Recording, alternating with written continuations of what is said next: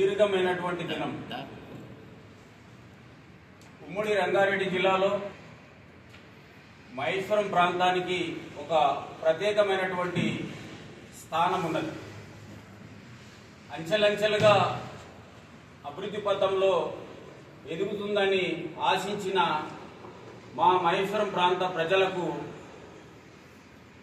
ఒక గత 15 సంవత్సరాలుగా 20 సంవత్సరాలుగా మాకు ఈ ప్రాంతంలో స్థానిక నాయకుల లేని లోటు అనేది మాకు స్పష్టంగా కనిపిస్తుంది. నాయకత్వ లోపం వల్ల ఈ ప్రాంతానికి రావాల్సినటువంటి అభివృద్ధి పనులు రాకపోవడమే కాకుండా ఈ ప్రాంతంలో ఉన్నటువంటి వనరులు కూడా ఒక్కొక్కటి మాకు దూరం అవుతూ పోతున్నాయి. గత 15 సంవత్సరాల్లో మేము స్పష్టంగా గమనిస్తున్నాం. ఈ ప్రాంతానికి ఒక చారిత్రాత్మకమైనటువంటి ప్రాంతం, ఒక రాజకీయంగా కూడా అంచెలంచెలుగా ఎదుగుతున్నటువంటి వ్యక్తులు ఈ ప్రాంతంలో ఉన్నారు. కేంద్రంలో రాష్ట్రంలో బలమైనటువంటి నాయకత్వాన్ని మహేశ్వరం ప్రాంతంలో మంచి ఉనికి కలిగినటువంటి నాయకులు ఉన్నారనేది చరిత్ర చెప్తుంది. గతంలో టీడీపీ పాలనలో దేవేంద్ర గౌడ్ గారిని గుర్తు చేసుకుంటే ఆయన ఉమ్మడి రాష్ట్రంలో కీలక రాజకీయాల్లో ఒక బలమైన వ్యక్తిగా ఉమ్మడి రాష్ట్రంలో పెద్దోళ్లను ఎదిరించినటువంటి బలమైన శక్తిగా మేము గమనించడం జరిగింది. ఆయన కొంతకాలంగా అనారోగ్యానికి గురి కావడం ఈ ప్రాంతానికి కొంత ఇబ్బందిగా మేము భావిస్తున్నాం. అదొక అంశం అయితే, ఈ ప్రాంతంలో ఉన్నటువంటి మా ప్రాంతానికి చెందినటువంటి కేంద్ర ప్రభుత్వంలో కీలకంగా మంత్రి పదవిలో ఉంటున్నటువంటి గంగపురం కిషన్ రెడ్డి గారిని మేము గుర్తు చేసుకున్నట్టయితే, మరి ఆయన దృష్టికి కూడా మేము సమస్యలను ఆయన దృష్టికి తీసుకుపోవడంలో వైఫల్యం చెందామేమో అని నాకు అనిపిస్తుంది వ్యక్తిగతంగా నాకు. అయితే ఈ ప్రాంతంలో ఇద్దరు కూడా చాలా కీలకమైనటువంటి వ్యక్తులుగా పనిచేశారు. అనంతరము ఈ ప్రాంతానికి కొంతమంది మంత్రి పదవుల్లో ఎమ్మెల్యే స్థానాల్లో ఉన్నప్పటికీ వారు ఆయంలో కొంత మా ప్రాంతానికి అన్యాయం జరిగిందేమో అని నేను నా వ్యక్తిగతంగా భావిస్తున్నా. గతంలో మహేశ్వరం అనేది ఉమ్మడి రంగారెడ్డి జిల్లా, అది రాష్ట్రంలోనే పెద్ద జిల్లా. హైదరాబాద్ చుట్టూ కూడా హైదరాబాద్ శివారు ప్రాంతాల్లో కీలకమైనటువంటి ఎమ్మెల్యేలకు ఒక ఉజ్జీవంగా ఉన్నటువంటి ఈ ఉమ్మడి రంగారెడ్డి జిల్లా. ఈ రంగారెడ్డి జిల్లాలో గెలిచినటువంటి ఆయా రాజకీయ పార్టీల్లో గెలిచినటువంటి వ్యక్తులంతా కీలక పదవుల్లో ఉన్నారు. రాష్ట్ర స్థాయి పదవుల్లో మంత్రులుగా పనిచేసిన ఘనత ఉన్నది. రాష్ట్ర స్థాయిలో అధ్యక్ష పదవులు కూడా కొనసాగించినటువంటి చరిత్ర ఈ జిల్లాకు ఉంది. అయితే మా మహేశ్వరం ప్రాంతానికి వ్యక్తిగతంగా మా మహేశ్వరం ప్రాంతం అనేది ఈ రంగారెడ్డి జిల్లాలో ఎంతో విలువలతో కూడినటువంటి చరిత్ర కలిగినటువంటి మహేశ్వరం ప్రాంతంలో రాజకీయ నాయకులు ఉన్నప్పటికీ మా మధ్యన ఐక్యత లేకపోవడము, ఇప్పటిదాకా చెప్పినటువంటి మరి ఆయా రాజకీయ పార్టీల నాయకులు చాలా సుదీర్ఘకాలం పనిచేసినటువంటి నాయకులు చెప్పడం జరిగింది. మన మధ్యన ఐక్యత లేకపోవడం, ఆయా రాజకీయ పార్టీల ఎజెండాల కింద పనిచేస్తూ వారికి కొమ్ము కాస్తూ మన ప్రాంతానికి అన్యాయం చేసుకున్నామేమో అనే అభిప్రాయానికి మనము ఈరోజు రావడం జరిగింది. అయితే ఏది ఏమైనప్పటికీ ఇంకా మనకు దేవుడు ఈ సమయంలో కళ్ళు తెరిపించిండేమో అనిపిస్తుంది ఫోర్త్ సిటీ ద్వారా. ఎందుకంటే మహేశ్వరం ఉందా తుక్కుగూడ ఉందా అంటే నేను మహేశ్వరం ఉందంట. ఎందుకంటే ఒకప్పుడు తుక్కుగూడ స్థాయి వేరు, మహేశ్వరం స్థాయి వేరు. ఒక 40 సంవత్సరాల క్రితం ఇది చాలా పాత తాలూకా కేంద్రం. కర్ణాటి మనోహర్ గారు చెప్పినట్టు మరి సీనియర్ నాయకులు ఇక్కడ వారి స్పీచ్లో వారి మెసేజ్లో వాళ్ళు తెలపడం జరిగింది. ఇది పాత తాలూకా కేంద్రం. ఈ తాలూకు వచ్చిన తర్వాతనే అనేక మండలాలు అనేక మున్సిపాలిటీలు ఏర్పాటైనాయి. మరి తుక్కుగూడ మరి మున్సిపాలిటీగా చేయడం జరిగింది. మహేశ్వరం నుంచి మహేశ్వరం నుంచి విడిపోయిన తర్వాత తుప్పుగూడ కానీ, రావిరాల కానీ, ఇమాంగూడ కానీ, మంకాల్ కానీ, సర్దార్ నగర్ కానీ ఇవన్నీ కూడా ఒక మున్సిపాలిటీగా ఏర్పాటు చేసుకుని అక్కడ కొంత ప్రత్యేకంగా దాన్ని మున్సిపాలిటీగా గుర్తించడం జరిగింది. అనంతరం మనోరణ చెప్పినట్టు మరి 1982-83 తర్వాత మరి అధికారంలోకి వచ్చినటువంటి ఎన్టీ రామారావు ప్రభుత్వం ఆయనలో మహేశ్వరాన్ని మరి విడదీసి కందుకూరును మండలంగా ఏర్పాటు చేయడం జరిగింది. మరి పాత తాలూకా కేంద్రాన్ని అదే విధంగా మండలంగా కొనసాగిస్తూ ఒక కొత్త మండలాన్ని ఏర్పాటు చేయడం జరిగింది. ఇక్కడ నుంచే పరిపాలన చేయడం జరిగింది. ఇక్కడ నుంచే పోలీస్ స్టేషన్లు, ఇక్కడ నుంచే సమితి, ఇక్కడ నుంచే మండల ఆఫీసులు ఇవన్నీ ఉండి కొంతకాలం అక్కడ ఏర్పాటు చేసి అంచెలంచెలుగా వాళ్ళు అక్కడ ఐక్యతతో ఉండి ఒక్కొక్క కార్యాలయాన్ని ఇక్కడ నుంచి అక్కడ షిఫ్ట్ చేసుకుంటా పోతున్నారు. అయితే మనం ఎంపిక చేసుకున్నటువంటి ఎమ్మెల్యేల నిర్లక్ష్యమో వాళ్ళ కొంచెము అశ్రద్ధనో ఏమో కానీ ప్రతి నియోజకవర్గంలో ఒక డివిజన్ ఆఫీస్ ఉంటుంది, ఆర్డీఓ ఆఫీస్. మరి అటువంటి ఆర్డీఓ ఆఫీసును మరి ఈ మహేశ్వరం నుంచి విడదీసి కందుకూరుకు తీసుకుపోవడం జరిగింది.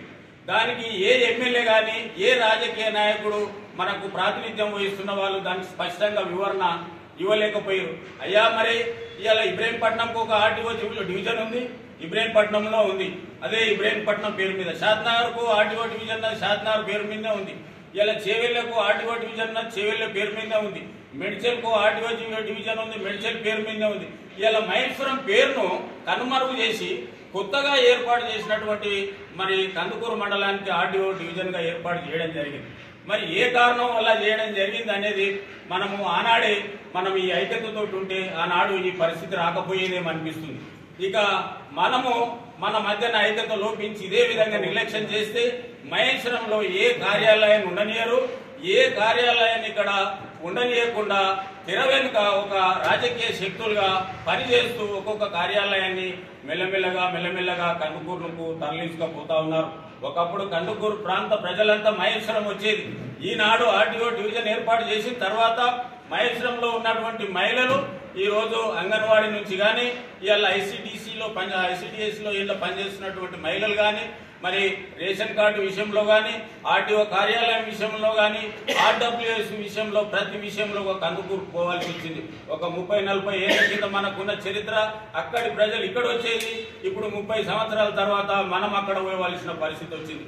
ఇక ఇదే విధంగా మనము మన పదవుల కోసమో మన వ్యక్తిగత విషయాల కోసమో మన ప్రాంతాన్ని మనం తాకట్టు పెట్టుకోవాలంటే మనం రేపు మన పిల్లలకు మన భవిష్యత్తును తాకట్టు పెట్టి మనం ఏదో అన్యాయం చేసిన వాళ్ళం అయితే మేము అనే ఉద్దేశంతో నాకు కొంచెం అప్పుడప్పుడు బాధపడ్డా. ఎవరి ముందర చెప్పుకున్నా కానీ మనకు దానికి స్పష్టమైనటువంటి హామీ రావడం లేదు. స్పష్టమైనటువంటి ఏది కూడా దానికి ఒక మూలాధారమైనటువంటి సమస్యను సమాధానం వాళ్ళ నుంచి రావడం లేదు. మేము కూడా ఒక జెండా కింద ఒక వ్యక్తిగతంగా జర్నలిజంలో పనిచేస్తూ సమస్యను దృష్టికి తీసుకుపోయినప్పటికీ ఏదో ఒక మేము దగ్గర దాకా పోయినాక కూడా దాన్ని ఏదో ఒక కొంతమంది దాన్ని నిలిపివేయడం జరుగుతుంది. ఆ విధంగా మేము మరి ఇప్పుడు కర్ణాటక మనోహర్ గారు చెప్పినట్టు మరి కేఎల్ఆర్ దృష్టికి తీసుకుపోవడం జరిగింది. తీసుకుంటే మొత్తము ఆయన మండలంలో మున్సిపాలిటీగా ప్రకటిస్తామన్నారు. మీరు మున్సిపాలిటీగానన్నా ప్రకటించరు. ఈ మధ్యన చూస్తే మరి శ్రీశైలం హైవే నుంచి బెంగళూరు హైవే మధ్యన ఉన్నటువంటి బాగా ఆలోచన చేయాలి. ఈ సమస్యను మనము కొంచెం పండుకునేటప్పుడు కూడా ఆలోచన చేయాలి. అటు నుంచి అమీర్పేట మరి పెత్తుప్ర చిన్నతుప్ర కాడికి వెళ్ళి ఒక 2 తండాలు, మానికమ్మ కూడా ఇటు దుబ్బచెల్రా ఇట్లా ఒక 8-10 ఊళ్ళు ఉన్నాయి. ఇక్కడ నాగారం ఈ ఊళ్ళో మరి అటు పోతే కొత్తూరును మున్సిపాలిటీ చేయడం జరిగింది, అటు శంషాబాద్ మున్సిపాలిటీ చేయడం జరిగింది, ఇటు పోతే షాద్నగర్ మున్సిపాలిటీ చేయడం జరిగింది, అటు పోతే ఆమన్గాల్ మున్సిపాలిటీ చేసారు, ఇటు ఇబ్రహీంపట్నం మున్సిపాలిటీ అయింది. ఇప్పుడు ఈ ఒక కేవలం మహేశ్వరం మండలాన్ని ఎందుకు మీరు తొక్కిపెట్టిరు అనేది మరి పెద్దలు ఇక్కడ ప్రాతినిధ్యం వహిస్తున్నటువంటి వ్యక్తులు మనకు సమాధానం చెప్పాలి. ఆ సమాధానము ప్రజలకు చెప్పవలసిన సమయం వస్తుంది. ఎవరైతే ప్రజల ఓట్లతోటి ఎన్నుకోబడరో ఆ ప్రజాప్రతినిధులంతా కూడా మన సామాన్య ప్రజలకు సమాధానం చెప్పుకునే పరిస్థితి వస్తుంది. మీరు మీ వయసును ఎందుకు వినిపించడం లేదు సామాన్య ప్రజలకు కానీ ఇవాళ రాజకీయ నాయకులు కానీ ఆర్టీఓ ఆఫీసు పోయిన తర్వాత మీరు దానికి సమాధానం చెప్పలేకపోయారు. తర్వాత ఈ మహేశ్వరం ప్రాంతము మహేశ్వరం నియోజకవర్గం ఉంటుందా పోతుందా? మీరు మహేశ్వరాన్ని ఏం చేయదలుచుకున్నారు? మీరు మహేశ్వరం నుంచి ఓట్లు వేయించుకొని గెలిచిన తర్వాత మీరు మహేశ్వరం గురించి, మహేశ్వరం ప్రజల గురించి, మహేశ్వరం స్థితిగతుల గురించి మీ వాయిస్ను శాసనసభలో కానీ ప్రజలకు ఎందుకు వివరించడం లేదు? ఇవాళ ఫోర్త్ సిటీ ముందా, మహేశ్వరం ముందా అంటే నేను మహేశ్వరం ముందంట. ఇలా ప్రపంచంలో ఉన్నటువంటి ఏ వ్యక్తి అయినా మహేశ్వరం గుర్తు పట్టని వ్యక్తులు అంటూ లేరు. మహేశ్వరంలో మంచి భూములకు రేట్లు వచ్చినాయి, అవి వచ్చినాయి అని చెప్తున్నారు. కానీ మహేశ్వరంలో ఇప్పుడు మన సోదరులు ఎంపీటీసీలు కానీ వీళ్ళంతా చెప్పినట్టు మహేశ్వరంలో కనీస సదుపాయాలు చాలా కరువైపోయినాయి. ఇక్కడ ఉండవలసినటువంటి మెడికల్ కాలేజీ కానీ ఈ ఇతర వైద్యపరమైనటువంటి సదుపాయాలు కూడా కల్పించకుండా నిర్లక్ష్యం చేసుకుంటా ఒక్కొక్కటి ఈ విధంగా జరిగిపోయింది. మన ఇతరులు చెప్పినట్టు ఏసీపీ ఆఫీసును కనీసం మహేశ్వరం ఏసీపీ ఆఫీస్ అని పేరుంది, తుప్పుగూడలో ఏర్పాటు చేయడం. మహేశ్వరం డీసీపీ ఆఫీస్ ఉంది, తుప్పుగూడలో ఏర్పాటు చేయడం జరిగింది. ఇప్పుడు ఈ విధంగా ఆర్డబ్ల్యూఎస్ ఉంది, ఆర్డబ్ల్యూఎస్ తీసుకుపోవడం జరుగుతుంది. ఆ వ్యవసాయ శాఖకు సంబంధించినటువంటి ఏడీ ఆఫీసు తీసుకుపోవడం. ఇక మహేశ్వరం పేరెందుకు?